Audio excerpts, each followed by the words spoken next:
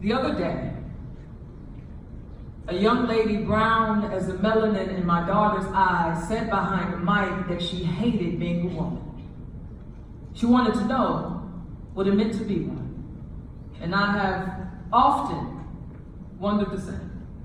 Looked around for the teaching of such to tell me of myself. We all learn to be by imitation or indoctrination. Mama and media can't help but train, tutor us into carbon copies of themselves. So then knowing who we are or what we should be is really understanding whose costumes we wear on most days, whose skeletons we switch with when Adam took his nap. I was told a woman cannot truly be herself, that is, if her self is not light enough, dark enough, if her hair is no Rapunzel replica, or if it be too underground railroad for those cotton-acting men to stomach. I was told that my body is neither belonging of me nor its beauty innate, but that I am not gorgeous unless told by another woman's son to be so. When did the mouth of men in whose image women are not made in begin to damage us so silently? Maybe it was when we began believing the voices that have no deity in it. I was told a woman should not submit, should not be meek, that type of behavior was only for women who treated their voice like a secret. I was told not to be a secret but a silent, to be as machete as I can and honor my opinions at the expense of respect. Now, while some men may believe themselves to have liberty over a woman's body as taught how to destroy, if only depravity could predict, we have equally learned how to tear and rip and undo dignity with a mere sentence or squint. It's called strong by society. They tell us that's what a backbone looks like. But beautiful is the spine that remembers where it came from, that lets its knowing of self not be determined by every wind of doctrine and dust, but God himself. We must unlearn the deep misunderstandings that compose themselves as empowerment, as freedom. Liberation has never come by way of unbelief.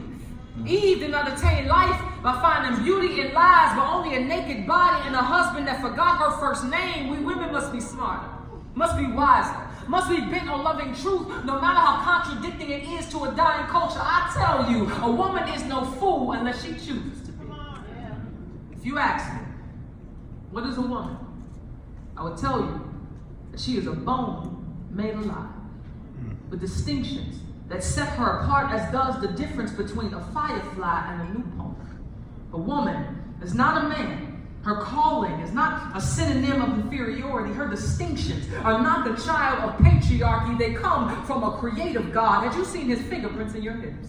The whistling shadow of his mind when your body became home to another name that called you mommy, where all the gladness you forgot could exist. A woman submits to her God, her husband, her church. She is no weak-willed or brittle-backed woman, but only as strong as humility and faith may identify her to be. They say submission sounds like serving. They say that sounds like something to rebel against. I say, ain't it funny how being a servant is repulsive to everyone but God, and we wonder why we can't recognize his face. If you ask me, what is a woman? I would tell you that she is a sister to all. Although even those whose blood is not of the same roots, but who is still as kin as her mama's firstborn, and she treats these sisters like a winter quilt, making sure her mouth does not unstitch that which was made to keep cold hearts warm. We are made up of nurture and everything comfortable. And that's why we feel so deep.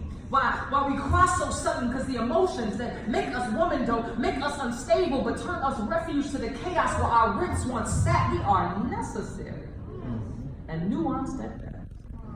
But a woman should be nothing more or less than what God made her to be. Anything that defines our being, that does not shimmer and sing of Christ and his wisdom, is a definition destined for flames. If you ask me, what is a woman? I would simply tell you, ask the God who made her.